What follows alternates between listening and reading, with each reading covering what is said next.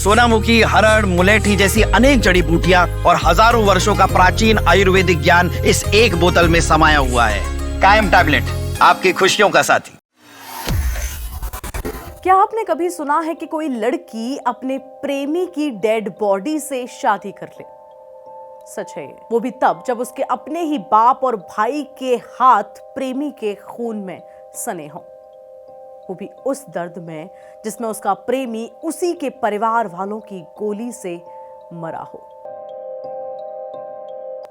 क्या आपने सुना है कि एक भाई पुलिस स्टेशन से निकलकर कहे मार कर आ रहा हूं, और सचमुच वो हत्या करके लौट रहा हो। यह कहानी सिर्फ एक मर्डर की कहानी नहीं है, यह कहानी है प्यार की, जिद की, नफरत की, हद की और समाज के उन चेहरों की, उस सच्चाई की जो आज भी जाति के नाम पर खून बहाने से कतराते नहीं हैं, डरते नहीं हैं। आज हम आपको सुनाने जा रहे हैं महाराष्ट्र के नांदेड़ की वह दर्दनाक कहानी जिसने पूरे देश को हिला दिया। इन पिक्चर्स ने, इन वीडियोस ने सोशल मीडिया पर तहलका मचा दिया। केस की शुरुआत होती है 20 साल के सक्षम और 21 साल की आंचल की प्रेम कहानी से। नांदेड़ के पुराने गंज इलाके में रहने वाले सक्षम टेटे 20 वर्षीय थे जो, और आंचल ममिडवार जो 21 वर्षीय हैं, एक दूसरे से प्रेम करते थे। लेकिन इस प्यार की दुश्मन थी जाति और आंचल का परिवार। आंचल का भाई हिमेश जो कि और बड़ा भाई साहिल और उसके पिता गजानन ममिडवार इस रिश्ते के खिलाफ थे, क्योंकि सक्षम एक दूसरी जाति से आता था, एक छोटी जाति से आता था। महीनों से परिवार की धमकियां चल रही थीं। आंचल का भी बयान सामने आया कि मेरे पिता और मेरा भाई यह कहते रहते थे कि सक्षम को वो एक दिन मार डालेंगे, वो उसे मार देंगे। और 27 नवंबर हत्या के एक दिन पहले आंचल के अनुसार आंचल का यह बयान सामने आया कि 27 नवंबर की सुबह उसका भाई हिमेश उसे लेकर इटवारा पुलिस स्टेशन पहुंचा। वो कहता है कि झूठी शिकायत लिखवाओ कि सक्षम ने तुम्हें परेशान किया है, वो सक्षम तुम्हें डराता है, धमकाता है। लेकिन आंचल ने साफ मना कर दिया, आंचल ने साफ इनकार कर दिया कि मैं ये झूठा आरोप अपने प्रेमी पर नहीं लगाऊंगी। वहीं आंचल का यह भी आरोप है कि पुलिस के 2 कांस्टेबल ने हिमेश को भड़काया। दूसरों से झगड़े में क्या रखा है, जिसे मारना है उसे जाकर मार डालो, ये कांस्टेबल का कहना था। आंचल का यह आरोप है। पुलिस ने अभी तक इन आरोपों को प्रमाणित नहीं किया है, लेकिन एसपी अविनाश कुमार ने कहा है कि इस पर इंक्वायरी शुरू कर दी गई है, जांच जारी है। हत्या के दिन की बात की जाए तो बात है पुरानागंज इलाके के शाम की। शाम का वक्त था। सक्षम अपने दोस्तों के साथ खड़ा हुआ था, तभी वहां पहुंचता है हिमेश। दोनों कभी सबसे अच्छे दोस्त भी हुआ करते थे। कैसे, ये कहानी में आगे पता चलेगा। पुलिस रिकॉर्ड में दोनों अक्सर एक ही मामलों में आरोपी भी रहे हैं, लेकिन उस शाम दोस्ती की जगह आई जाति की नफरत और बहन के प्रति पॉजिटिवनेस। गवाहों के अनुसार झगड़ा हुआ, हिमेश ने पिस्टल निकाली, सीधे सक्षम की पसलियों में गोली मारी और फिर एक टाइल उठाकर उसके सिर पर दे मारी, और उसी वक्त मौके पर सक्षम की मौत हो गई। मर्डर के तुरंत बाद पुलिस ने गिरफ्तार किया हिमेश को, साहिल को, आंचल के पिता गजानन को। बाद में भी आंचल की मां को गिरफ्तार किया गया और एक और आरोपी को गिरफ्तार किया।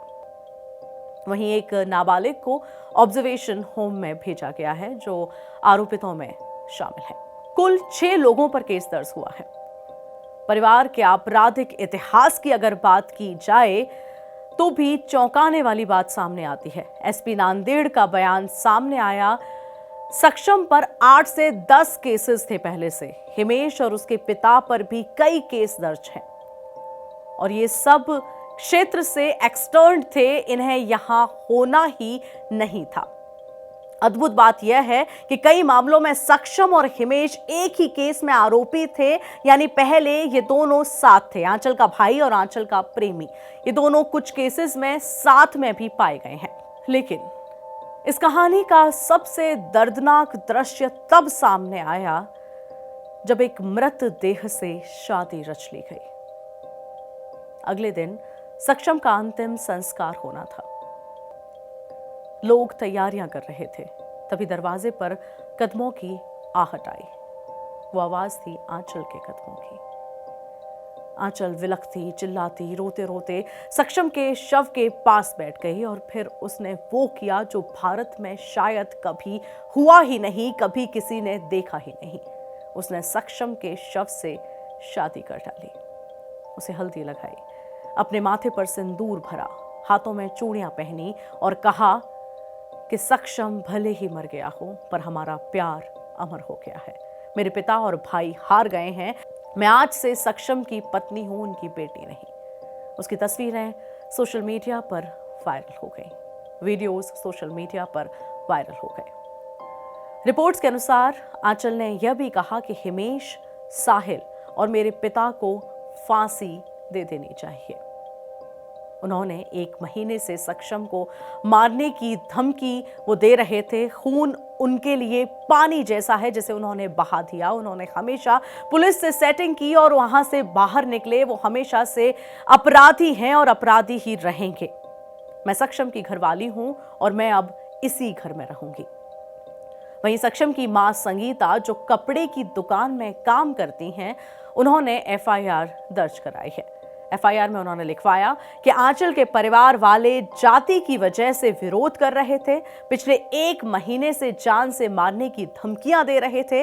वहीं उसकी मां का यह भी कहना है कि 27 नवंबर को हिमेश घर पर सक्षम को खोजने के लिए आया था और उसी शाम उसकी हत्या कर दी गई।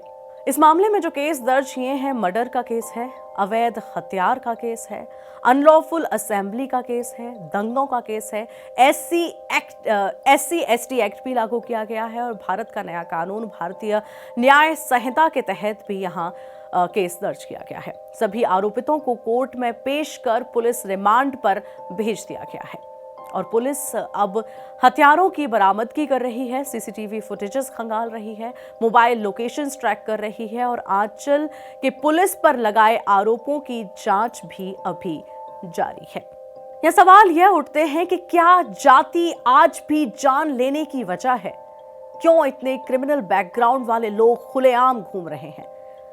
क्या पुलिस ने सच में आरोपियों को भड़काया था? और क्या एक मृत देह से शादी समाज की विफलता का सबसे बड़ा सबूत है?